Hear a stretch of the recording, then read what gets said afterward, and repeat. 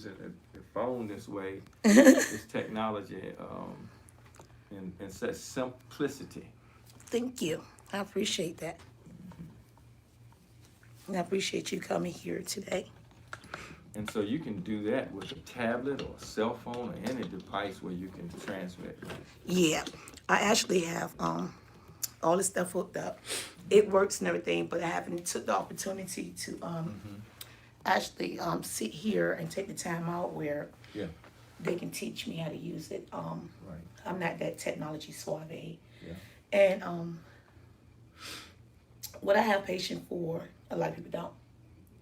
I have patience to drive my truck all day. You yeah, can send me from Norfolk to Hampton, Newport News, Virginia yeah, Beach. That's not a problem for me. But what's a problem for me is sitting still. yeah, So, like they was here yesterday, like, okay, we can fix some of this stuff. I'm looking at them like, I got things to do. I need to move. yeah. I'm constantly on the Right, run. And right. so that's my part where I need someone in the background that can Yeah, can actually come in sit here still. and sit still for me. You can talk to my son Malcolm. He's a technical guru. He's a broker, so he's private, but he would take time to help you out. That'll be amazing. Really amazing. Hey guys, I'm always out of breath. I'm always moving. And I would like to first apologize. Today has been a really busy day for me. Norfolk has state election going on, and I've been running for different polls, trying to assist everybody I can. I've been from Norfolk to Hampton looking for the homeless man that we've been trying to find placement for his house, and we did get 2 donations. If I don't get in contact with him within the next 24 hours, the person that sent $10 for his lunch on today, I will be refunding your $10. And the person that sent $8 yesterday to help him on his deposit, if I don't find him within the next 24 hours, I will be refunding your $8 that you donated to him. But I did go to Hampton, Virginia to look for him, and I could not find him. We're praying that someone seen the video on yesterday and stepped up and stepped out to help us and assist him in getting the proper placement for him, which he do have a voucher for $1,100 to pay for a house for him through Hampton Section 8. And we would like to thank Hampton, Virginia for that. And his voucher will expire by the end of this month if we don't find him a place to go, which we did find somewhere for him to go on yesterday. However, we just can't find him on today. Guys, I'm about to stand up for 1 second. I think I got my light a little too bright, so I want to tone it down. You know what? I got a remote control. I got to bring my remote control, and I can turn the light for my remote control, but y'all stand still 1 second. Make a little double with the meat to be as bright. Yeah, that's a good shot there. Yes, about right there. Thank you. I think you more checked on that than me. Yeah, we look great. And so, guys, from not having the makeup and stuff on, it's just a busy day, and I know I'm gonna be sweating out there, so I didn't want to do the makeup because today I'm real serious about making sure we get the right people in office. Amina Martini Willard. How you think it's going right now for us, that race?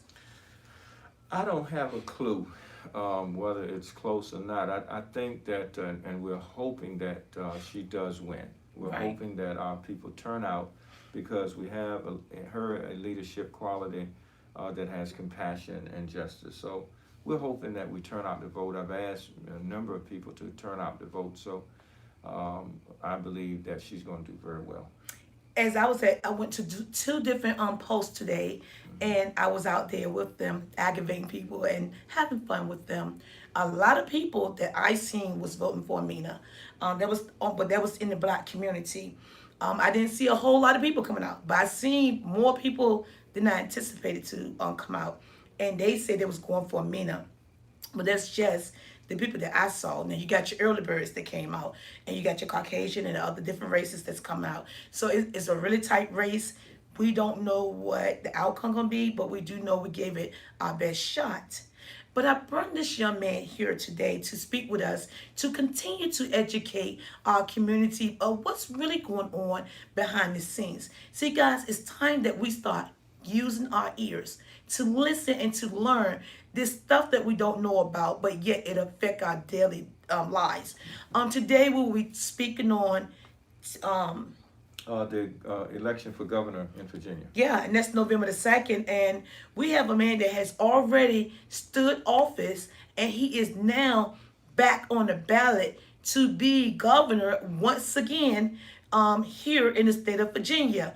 I don't have no knowledge on this, so I'm gonna be learning this as you learn this today. So we're learning together. Sharing is caring.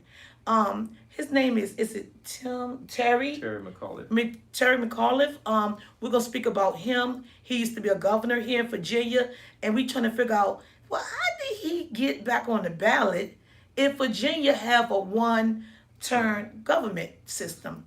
Can you explain it to us? Yes, well, former Governor Terry McAuliffe is now thrown his hat in the ring to run for the high office again.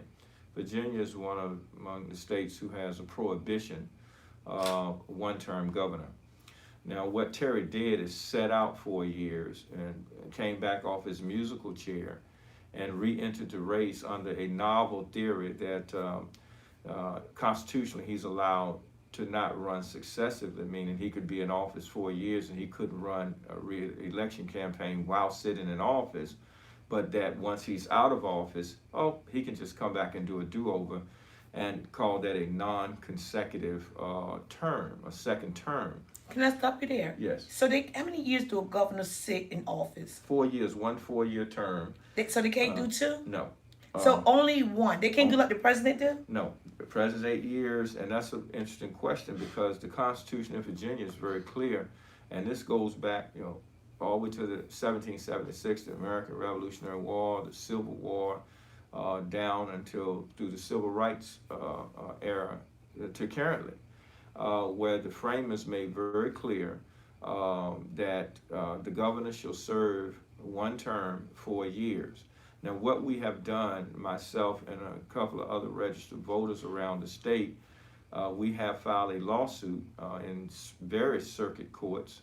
Our lawsuit is in Richmond Circuit Court, asking the court to weigh in on the constitutionality of the prohibition and order the Board of Elections to remove Mr. McAuliffe off of the ballot. And it's nothing personal against former Governor Terry McAuliffe. It is we need to ensure that the integrity of our elections, the check and balances on government is not being undermined. And that's the basis of our lawsuit. So myself and Mr. Carlos Howard have joined together to ask the court to order the Board of Elections to remove him off the ballot. We will respect the court's decision. We believe that we will get a favorable ruling here.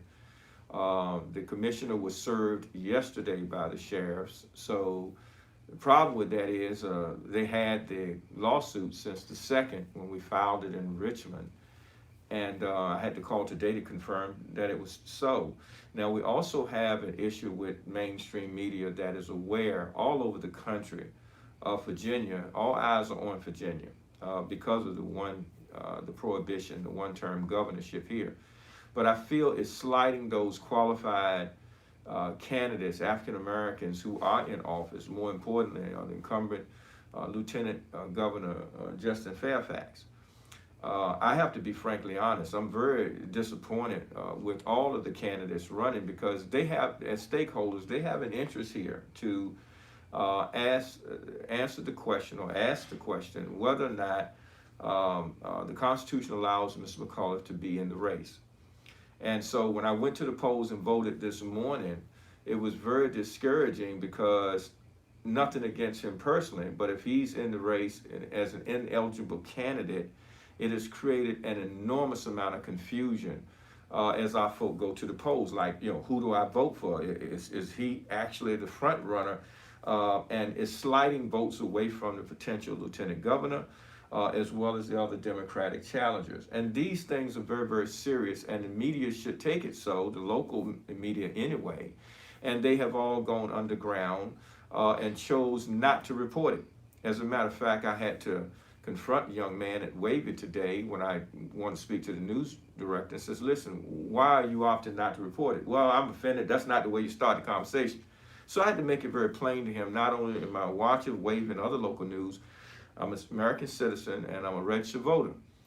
and I have a right to register my concerns, and I certainly have a right to engage the local media that chooses not to report it or not to inform the public, because we're voting for the highest offices in Virginia right now, from the lieutenant governor to the governor to the attorney general.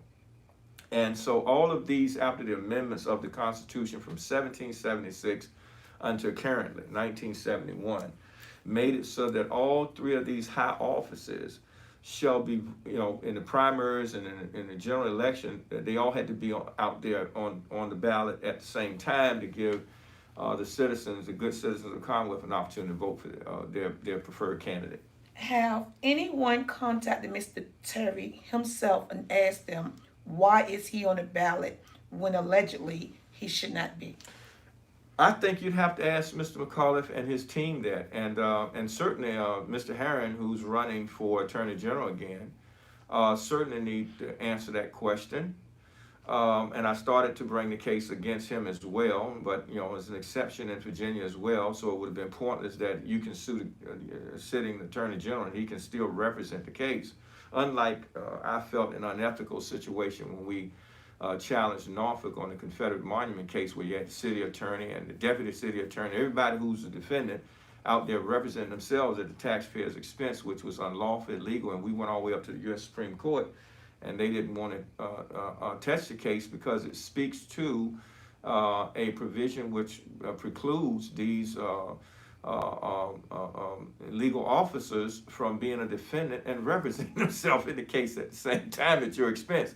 So Mr. Herron there is sitting there asking us to vote for him to become Attorney General in a case that he's going to have to defend between now and the general election in November. And they're quiet as a church mouse. And only until you demand answers as citizens, as taxpayers, as constituents, and supporters of entities advertising their products through the mainstream media and what have you, we have to stop being taken for granted here. Now, we've asked the court to decide whether the Board of Elections has exceeded its authority under the Constitution, and if so, to order the commissioner and the Board of Elections, the Virginia State Board of Elections, to strike and remove Mr. McAuliffe off of the ballot. How important it is for him to be removed, and why is it important? What just got y'all upset to want him removed? No, it's about free and fair elections. I mean, it's unfair if you're in the race and you're a spoiler and you shouldn't be in the race. You shouldn't have been certified to be a candidate, or you're ineligible to be a candidate. No one should be allowed to be in the race to hurt the efforts of those that are in the race, who have a right to be in the race. And certainly he would have a right to be in the race if the law so said. I haven't seen that in the Constitution. And so what do the Constitution speak? The Constitution is very clear that Virginia prohibition is a one-term governor, 4 years. Prior to that, it used to be 3 years. And we can go back historically and show examples of governors who really abused their power in office and absolutely refused to leave office.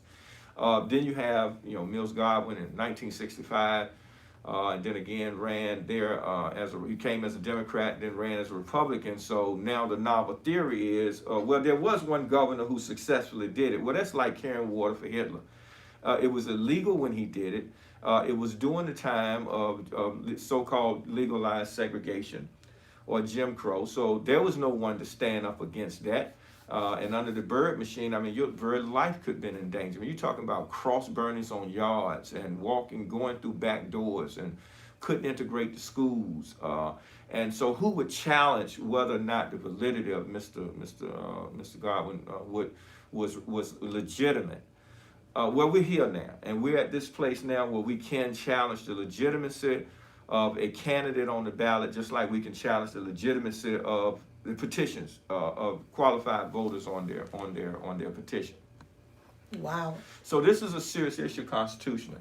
What if the election go on and it go all the way up to the top, and right now we got the Supreme Court, Richmond courts involved, the circuit court involved in trying to remove him off the ballot? What if it takes them all the way up to September, October to finally say, well, okay, we're going to remove him. But what about all the people that he convinced to vote for him? How would that mess up the election? Well, that's what we're saying, the harm that's being done here, which is why we've asked for a writ of mandamus. We've asked for an injunction. We've asked the court to act here. Obviously, he's on the ballot. It's already harm has been done if he's not supposed to be on the ballot. But I'm in it for the long game. We're looking down from now to November, and between now and then, asking the court to order his removal from the ballot if the evidence finds that he's ineligible to be a candidate for the office of governor. That's the harm done. You can't go back and redo people's votes. What will happen is Mr. Fairfax or other contenders or the court may consider crafting some measure that would allow these candidates a fair shot in November to determine. And obviously, Mr. Fairfax, if he gets a majority of the votes now, will be looked at very seriously as being a candidate to be on the ballot for November as your governor. But this is the kind of confusion and the kind of harm that's being done to the voting base and the citizens, the good citizens of the Commonwealth of Virginia. And it's very unfortunate because it's not like these guys don't know. But you have a number of people in different quarters, from the local media to other folk, civil rights, head of civil rights organizations and others. They know who they are. Have come out and pandered this thing that he can run. This would split the vote. What is splitting the vote is not resolving the question whether he is a eligible candidate to be on the ballot in the first place. And we should not just take this on face value because he's in the race and he has money and he has the muscle, and we're getting all of these ad campaigns going out, and I've never gotten more ad literature in my life. I must have gotten at least, no joke, 4 or 5 pieces of literature from this campaign. So we're inundated with this information here. But what we should be inundated with is the question: has the Board of Elections certified a candidate that's ineligible to be on the ballot? Wow. That is the question for the Board of Elections. And so that is the defendant that's in court that has to answer up to that question. Mr. McAuliffe is pretextual. He's been certified. His candidacy has been declared. We believe it's unconstitutional and it's prohibited. So the court will have to weigh in to see whether the Board of Election has in fact exceeded its authority. Wow. And our goal here today is to make sure that the general public know what's really going on behind the scenes.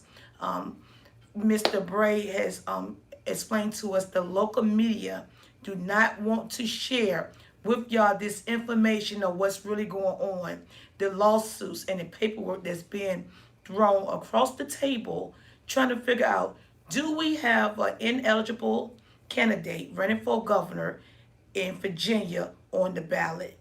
And if so, they're requesting the removal of his name off the ballot for November 2nd governor election here in the beautiful state of Virginia. Yes, and so like I said, it was painful this morning because, but if there was some clarity here that he's constitutionally eligible to run, I would have had absolutely no problem going to the polls and voting for him. Another thing I think is so striking here that's really painful. We haven't had a qualified African American for governor since Governor Wilder. And Virginia has never had a qualified African American or racial minority woman ever in the history of Virginia as governor. So while we're excited about this, and absolutely, I'm an independent, and I don't trust any Republican to hold any office, not even licensed for a dog catcher. I'm just going to be straight transparent about that. Because a lot of it has to show the kind of extremism that we're seeing, the partisan, they call politics, and the obstructionism that we're seeing. But to have a candidate that may be in the race unlawfully, that's dashing the hopes of a qualified African American, male or female, to hold that high office, I think it underserves our community. It undermines the vote. It harms the peace and dignity of the Commonwealth of Virginia. these matters we need to take very seriously. It's not personal, it's constitutional. And it's about fair and free elections, unencumbered by any taint of any kind of corruption or election fraud. And hopefully the court will look at this and see whether this constitutes election fraud as well, from Wow. state action from the Board of Elections all the way down to the McAuliffe campaign. Wow, McAuliffe campaign. I just got what you're saying. Yes. When I went out to the election poll today, they're not just voting. This is the primary election. Yes. So they're not just voting for the district attorney. Now I get it. Yes. They're not voting today for the governor. Right. What they're doing is they're voting today who's going to run Yes. for governor. Who's going to be the nominee for that high office against the Republican So nominee? what if his name is in the ballot today? Yes. What if he win the nomination to be nominated to run for the governor? Yes. And all those people who got knocked out, how will we go back and fix that mistake? Well, obviously the court will have to, in its order, craft an order that these candidates, between now and November, they will have to make it plain to do a do-over in terms of allowing these candidates. Now, if Justin Fairfax, for an example, pulls out with a high number from Northern Virginia and other parts of Virginia, then it will obviously reflect that he was the preferred candidate, in spite of the polls saying, well, McAuliffe is in the lead. He's obviously the people's choice. The people's choice may have been tainted. So Justice Fairfax, I believe, maybe his attorneys and others will definitely weigh in on the court to show that his campaign was undermined and harmed by this effort. Yeah, and so if he is on a ballot illegally, unfairly on a ballot, all those votes that he received Yes. supposed to go to other candidates. Well, you see, this is the mess that we find ourselves in, and this is why we've asked the court to act. And we've got to change something here too. Out of political expedience, we could have certainly probably moved for an expedited type of ex parte hearing to ask the court that it's so compelling that you need to act now before today. But we got it from now until November, and that gives us a lot of time where the court can weigh in this month in spite of whoever pulls it off to determine the constitutionality of this campaign, this McAuliffe campaign, as it relates to it went from politics to state action, where you have the Board of Elections now has certified and declared his candidacy legitimate, constitutional. That has yet to be seen. And this is where the court has to weigh in and wrangle out all this harm that's being done to the peace and dignity of the Commonwealth as well as the voters. And so again, that's what we're talking about. You decisively have created such confusion and potentially vote dilution and undermining the vote and our electoral process that this must take place in the courts. This must be resolved, the constitutionality, because the legislatures, and all the way back to Gilmore and others talking out both sides of their mouth about it being a relic of the past, a Confederate relic of the past, I call it. They had a complaint. They were governor. They could have done something about it. They could have worked with the legislature. Think about it. Out of 71 governors, all the way down to now, not one tried this, but one. And that was doing segregation and Jim Crow. So think about it. If it was constitutional, if it was legal, other governors would have done it. Other governors would have just resigned, went sit down, and started a re-election campaign and says a non-consecutive term, a second term. So these are serious constitutional questions, ethical questions, but it is a question of our democracy that's under attack. People, in my view, are going around the Constitution to do a run around it, to create law or interpret the Constitution in such a way that the Constitution doesn't permit. And so we have to get to the bottom of this question. At the end of the day, the court come back and rule in our favor. That's going to be good for the voters and the citizens of the Commonwealth. If the court goes against us, then it's a free fall. We're really confused now because now the legislatures, many who want to change it, many who don't want to change the law, could just change the law if they don't like it. The court doesn't like to weigh in policy and, referee, policy and executive and legislative policy. So it puts us in a real bad situation to have to go to court to get to the bottom of this constitutional question here. This is so mind-boggling. Yeah. This is so mind-boggling. Let me break it down. Right now, we have people running for the common primary election. Y'all with me? Primary election means the people we're voting for now, they're not going to take office. Right. The real election is not until November 2nd. Yeah. Stay with me. Primary election, you got Ramin, you using this for example, you got Amina, and you got Morgan or Megan running for Commonwealth. Yes. Today, the citizens of Norfolk, Virginia are picking which one they want to represent them as a Democrat to run against a Republican November 2nd. Just because they win today in the primary election does not mean they are the next Commonwealth attorney.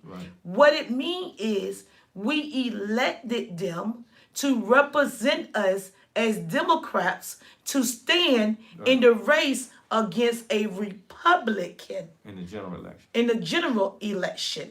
So therefore, once they go to the general election, the Democrats against the Republican will come in and vote which one do we want to be in favor for us.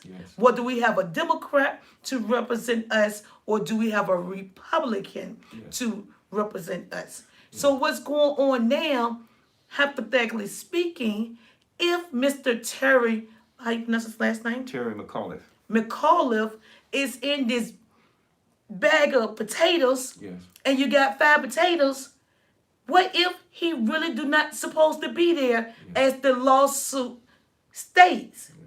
Therefore, right now what they're doing is, today in the primary election, hypothetically, how many people is running right now? Oh, you got several candidates running. You got a couple of running for lieutenant governor. How many running for governor? You have, on the Democratic side, you've got about maybe 4 more running for governor, 5. Okay, let's say we got about 5 running for governor in the primary with Terry McAuliffe in it. Today, we are choosing which one of these 5 is going to represent us against the Republican. So if he is elected, that means he done knocked all of these people that was really eligible to run for office out. And he's going to stand in the general election to go against the Republican. But what if the courts decide he never supposed to have been on the ballot? Where will we go from here? Now, all 4 of these people that's supposed to have been eligible to run done got knocked out the election because he's illegally, allegedly, on the ballot, which is going to cause a major confusion for the whole Virginia general election. And you see, there lies the problem. All of these candidates, in my view, running for lieutenant governor, for governor, for attorney general, have a responsibility to the voters to go on local television and to explain, as they understand it, the constitutional magnitude of Mr. McAuliffe's campaign.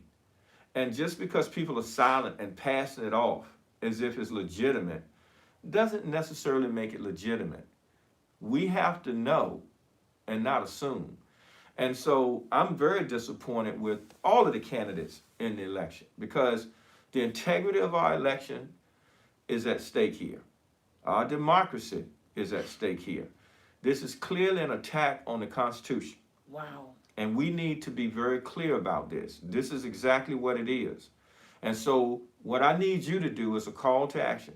I need you to call all of their campaign headquarters and ask the question, is Mr. Terry McAuliffe, former governor of Virginia, an eligible candidate to be on the ballot in this primary election? All of them running for lieutenant governor, those running for governor, and the attorney general. And I need you to also call all of your local TV news stations, all of them. Ask for their director, their news director or assignment director. Not someone that just answers the phone and say, yeah, I'm it, because they do that to us. They'll say, oh yeah, I'm the assignment director. How can I help you? They're no more assignment director than if you was looking at your wall all day and said it was blue when it was white. So these are the kind of games that are being played on us as citizens, as voters, and constituents. And so I need you to demand from your local media, ask them this question, that you understand that there are a couple of registered voters around the state that have filed lawsuits asking the circuit courts in Richmond, in Virginia Beach, in Hampton, and in Petersburg, Virginia, ask the circuit courts to order the Board of Elections to remove Mr. McAuliffe off the ballot, and ask them why they have not chose to tell you that, because they all know it, of the lawsuits. Why would you have all this conversation about Virginia and Virginia being a one-term governorship prohibition, and you not explain this out to the people? We talk about resuscitating dogs. We talk about, folk won't have license to have a pig as a pet. Hell, we even talk about folk who can't go swimming because of, it's just too hot. You're talking about the highest office in our land here in Virginia. And if they can't dedicate the resources and the time, but they are so engaged in being complicit in saying, oh, yeah, the polls say he's the front runner. The polls say this and the poll says that. Tell me what the Constitution say. And I don't want to hear what your interns sitting around your newsrooms and all you people think about, what the Constitution say. We've got enough experts that can weigh in here. We've got historians and others that can weigh in here. If you would like to contact Wavy News 10, you can contact the Wavy News 10 newsroom and ask for their director at 757-393-1010. Once again, Wavy News 10 phone number is 757-393-1010. And if you're hearing this and you're in Woodbridge or Alexandria or Leesburg, Virginia, or you're in Suffolk, Virginia, anywhere in Virginia, and you're hearing this message that affects you, who's going to be the next governor, then you need to call your local newsrooms. You need to call your local state representatives. You need to call those candidates' offices that are in your districts, in your city. You need to go by those campaign offices. If they're going to meet you at the poll and ask you to vote for them, then you need to ask them, is Mr. McAuliffe constitutionally allowed in this election? If you would like to call Channel 3 News Now, Channel 3, you can contact them at 757-446-1000 and ask to speak to their director. Once again, Channel 3 News is 757-446-3000. Ask to speak to their director and ask them the question of what? Is Mr. McAuliffe campaign legal? Is it constitutionally permitted to be on the ballot? Because the Virginia Constitution prohibition says one-term governor, 4 years. It don't mean you go sit in a corner 4 years, play musical chairs, and come do a do-over and call it a non-consecutive second term. If you would like to get in contact with Channel 13 News and ask their director the same thing, please contact them at 757-427-1671. Once again, 757-427-1671. Ask them, is Mr.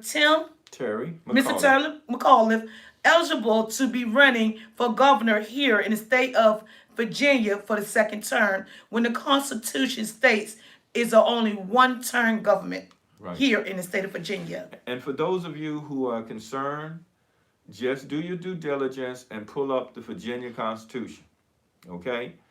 And you go down to Section 5, and you'll see it in Section 1 of Clause 5, Article 5.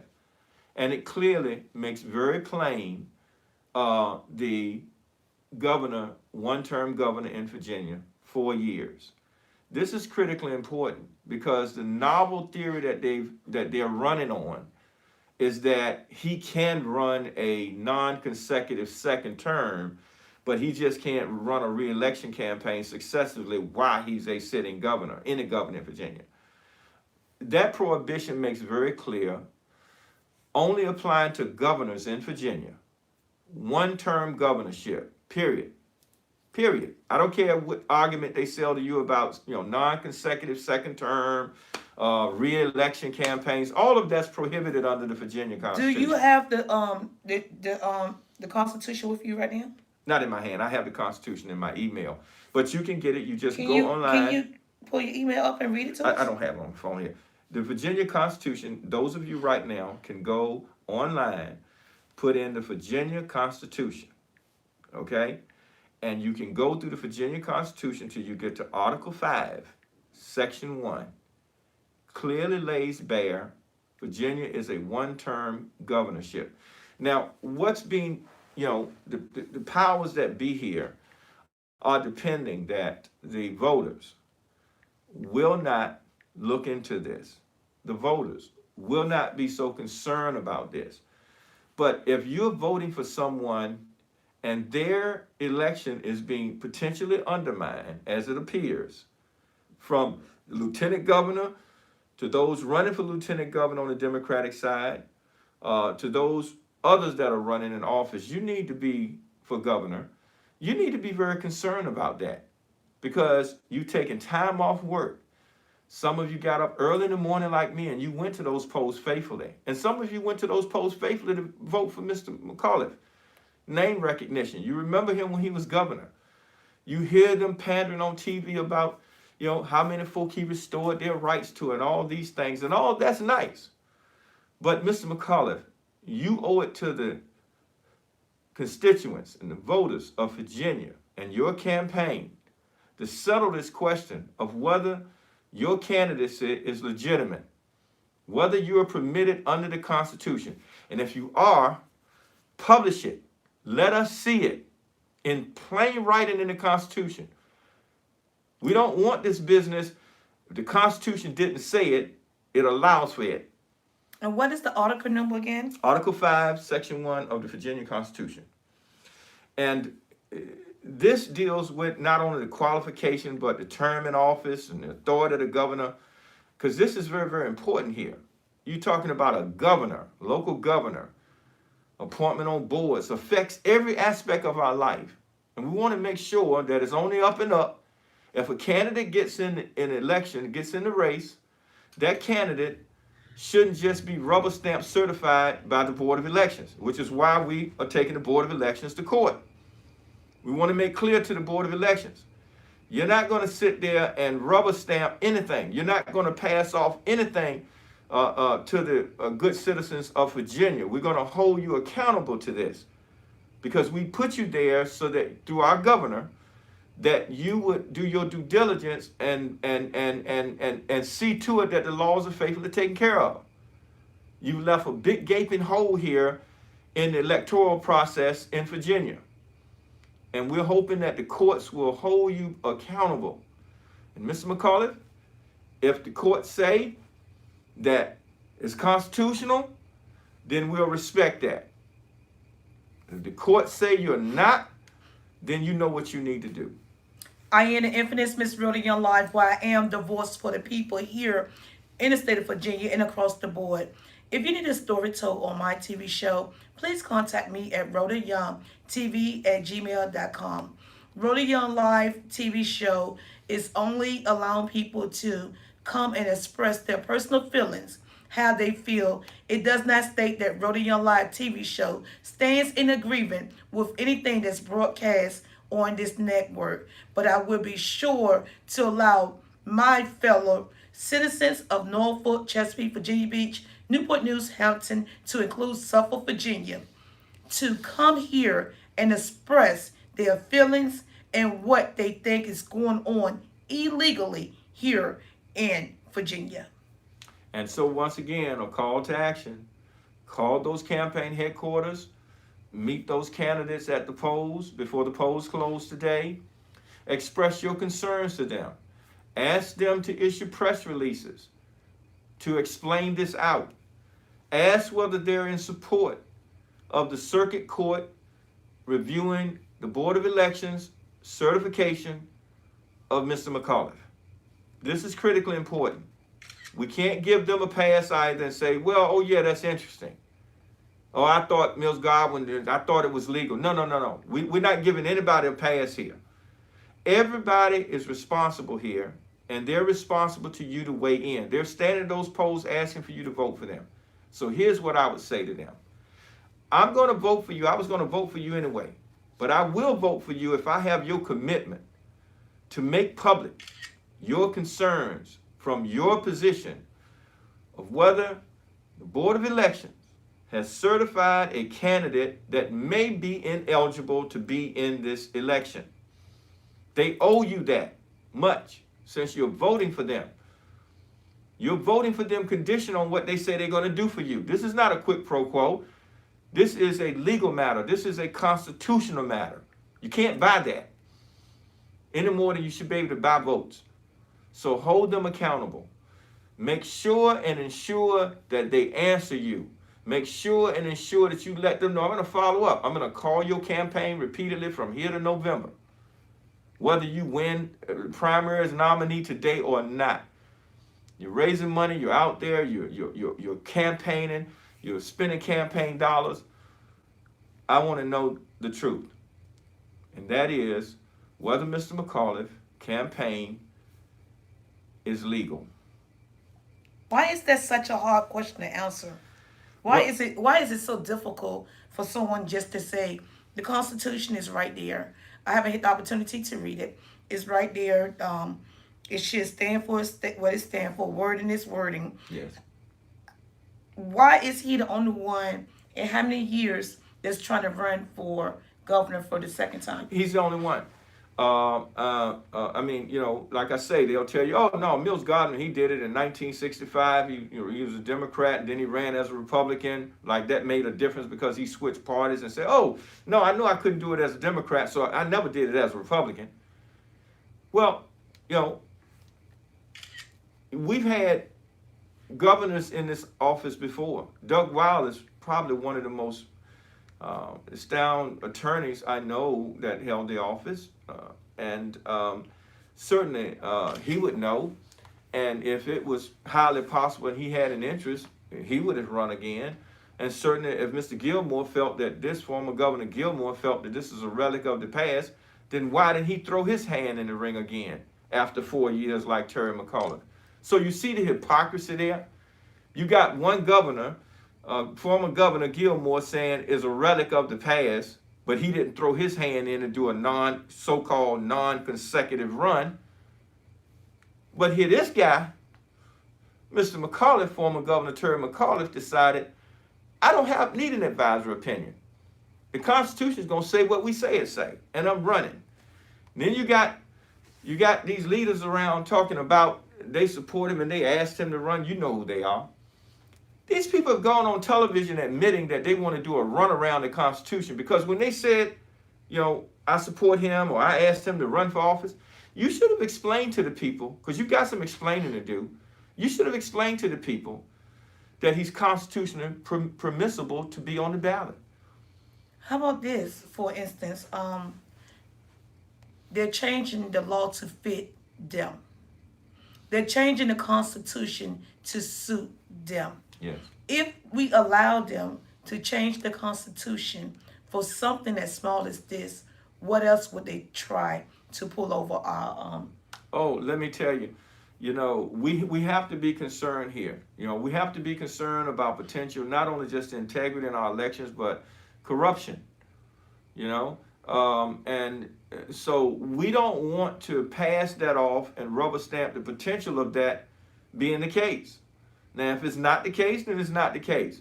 But if it is the case, everyone involved should be held responsible. Every single candidate of the Black Caucus and those associates and circulars, those people who got the petition, got the 10,000 signatures, everybody should be held accountable here, all the way up to the commissioner of the Board of Elections. Nobody should be given a pass here. This is how serious this is when it comes to governing and self-governance and our democracy. So we're not just raising just to be, some disgruntled voter. There is a constitutional crisis right now in Virginia. And those leaders and candidates running for office have to swear an oath. And if they can't come to you now, before they get sworn in, should they get sworn in, about an oath that they're going to take to uphold the Constitution, ensure and protect our elections, then why should we vote for them? Why should we put leaders in office that can't even come and explain to you now? You have a right to know. Don't just assume. Well, so-and-so said, and I called the newsroom, and they said, no. Make them put it up in black and white. Make them explain it to you. Tell them to show you where it is in the Constitution that allows for it. See, that's how you get down to the truth. Let them show it to you. Say, oh, here it is right here. Here's where it says he's not prohibited. He can run. If the Board of Elections is going to certify him, then they need to put it out there publicly. Here is where it says have you he's called qualified. them? Have you contacted them? Yeah, I contacted them. I filed a lawsuit against them. What they say about Look, they have the right to answer. The sheriff just served them yesterday. Did you contact them before you served the lawsuit? I served the lawsuit. That was my way of contacting them. They understand what they're doing here. This ain't about having a nice conversation. So you never called them on the phone to ask them what's going on. You just served the paper to and let them. I don't have to call them to ask them. Listen, they're governed by the same laws that these candidates and everybody's running the Constitution. If our governor that we put you in office put you there, then you're supposed to know what you're doing. I don't need to call you and say, hey, guy, do you know what you're doing? You know what you're doing. So you got my notice. It's called a lawsuit, okay? And this is the way you do things in America. I'm not going to dance around and waltz with people that are going to sit there and undermine the Constitution, undermine our democracy. If that's the case, then that's why we take it to the court. We've asked the court to weigh it out. It's called a balance issue. We have a right to bring our argument. They have a right to defend their side. And in the middle, we'll get to the truth, hopefully. Wow. And you heard it here first. Before Wavy News 10, Channel 3, and also Channel 13 News from the People's Voice, RhodaYoungTV show. They have a concern, and they wanted their issues to be aired and for the general public to hear what's going on behind the scenes, where they are alleging Mr. Terry McAuliffe is on the ballot illegally, allegedly. Yeah. He should not be running for office according to the Constitution for a second term, when Mr. Bray said the Constitution clearly states in Article 5, Section 7. Article 5, Section 1. Article 5, Section 1, that Virginia has a one governor term. Mm-hmm. And it's just like that. Do you feel like you had the opportunity to express what was on your mind, things that you want to get out that the local news station is refusing to share? Well, my view on the local media, which is why I'm asking you, yes, absolutely here with Rhoda. I just don't depend on the local media here. I'm just, obviously, it affects our area, so you should call them and make certain, I communicate with media all over the world around this local wheel here. But I feel very strongly that there are people out there who will say it's only fair for us as voters, as citizens, as taxpayers, to get to the bottom of the question of the constitutional crisis that we find ourselves in. If Virginia is a one-term governorship for 4 years and it only applies to governors, and that prohibition is in place, then we have to be shown, or we should demand that we're shown otherwise. And that's why we've gone to court. And I would encourage every citizen that has the wherewithal and is capable of bringing a case in court to do so. And why is this important?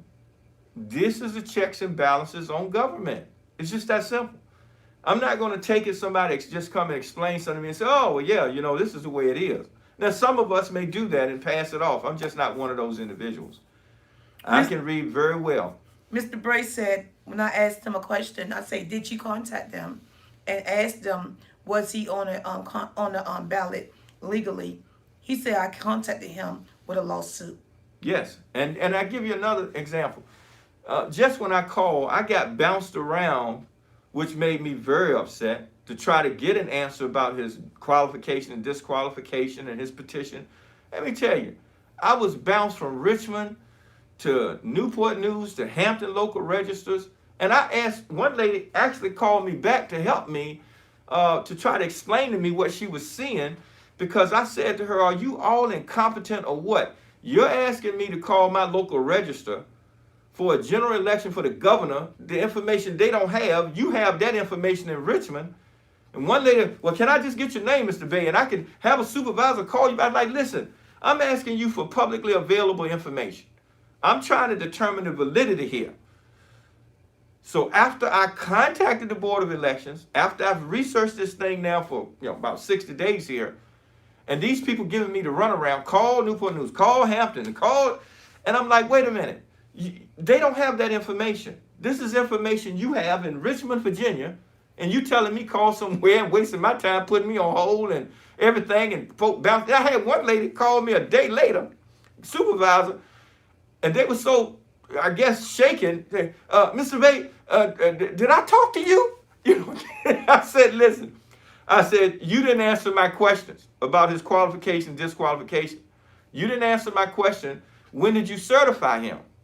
And so as a result, after our research here over the last 60 days, contacting the Board of Elections, engaging them, their supervisors, and anyone answer the phone to try to get some heads and tails here, I just said, okay, listen, obviously we're not going to get to the bottom with the very agency that certified him, and it's going to take the courts to weigh in here now.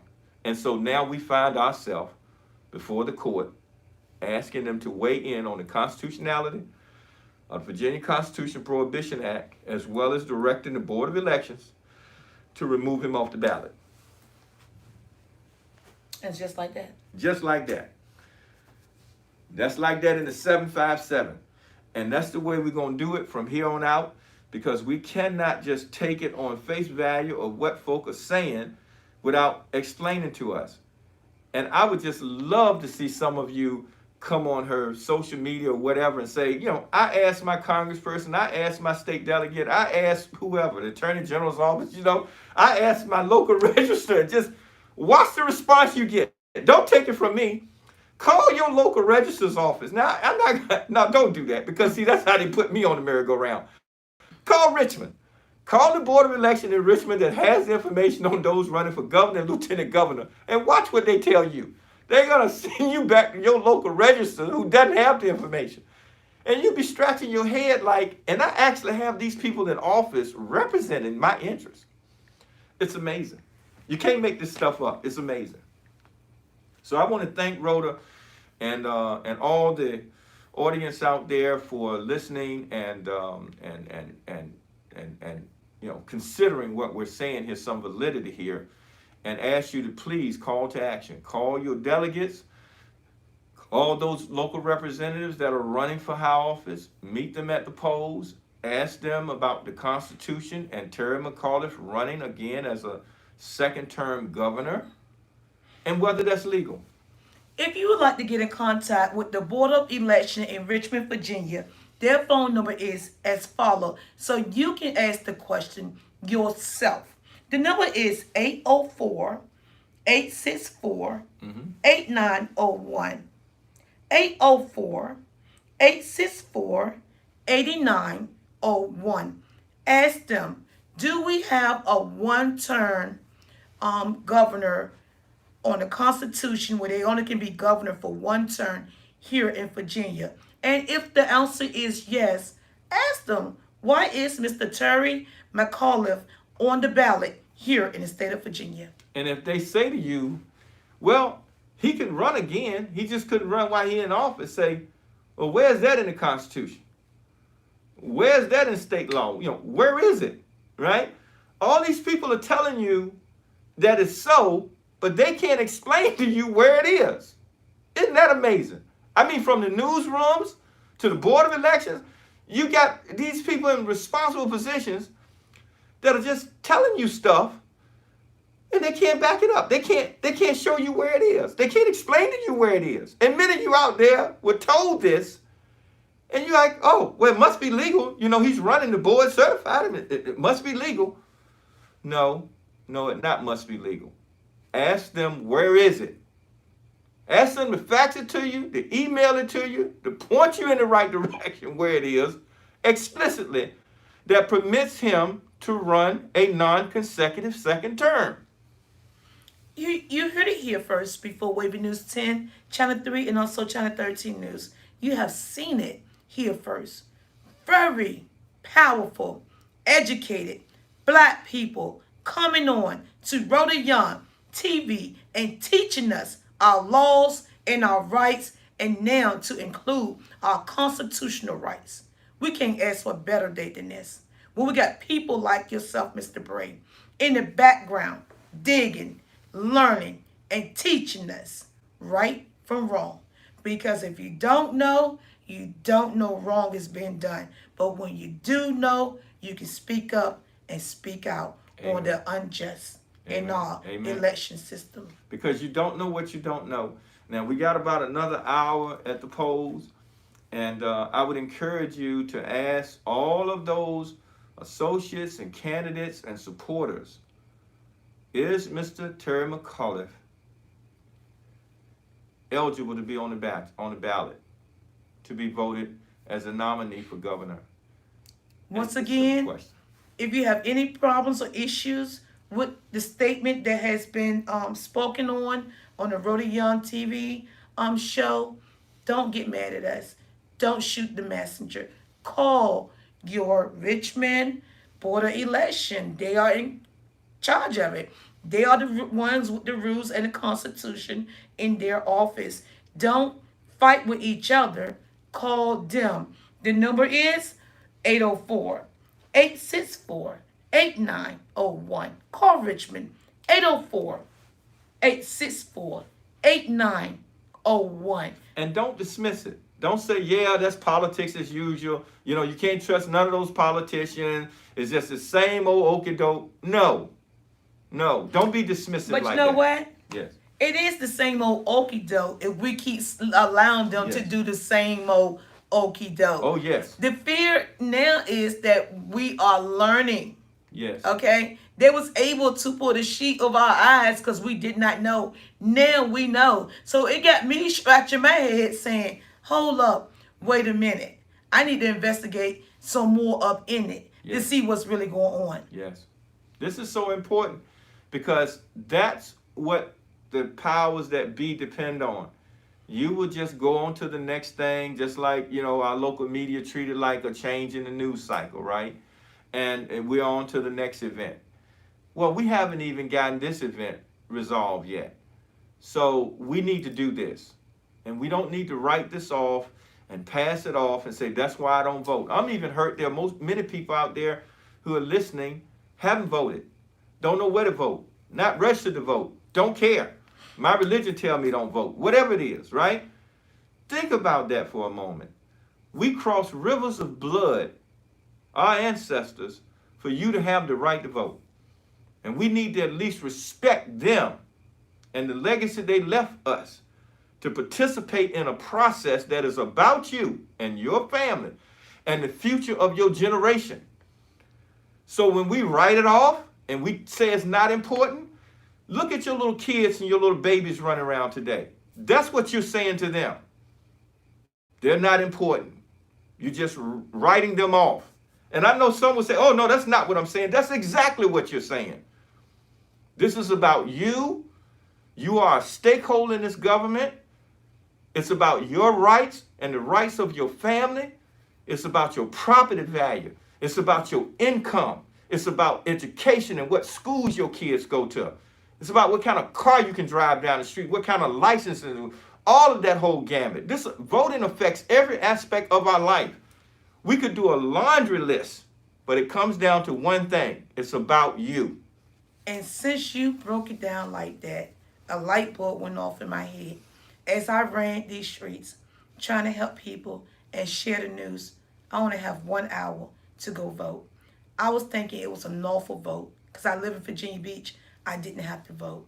But now it's a Virginia vote, the Yes. Virginia primary. Yes. So if you don't live in Norfolk, but you live in Virginia, Yes. the voting post is open for you as well. Yes. Go vote. Go Go vote. vote. Don't matter what city you stay in. Right, If go you're vote. in Virginia, go to the same place Yes. you voted for your president of the United States Yes. and cast your vote. You got 1 hour. Yes. And you can walk in and walk out. Let's do this. Let's do this together. Let's do it. Let me go do this. Let me go vote. Thank you, Rhoda. Thank you. Thank you. Thank you.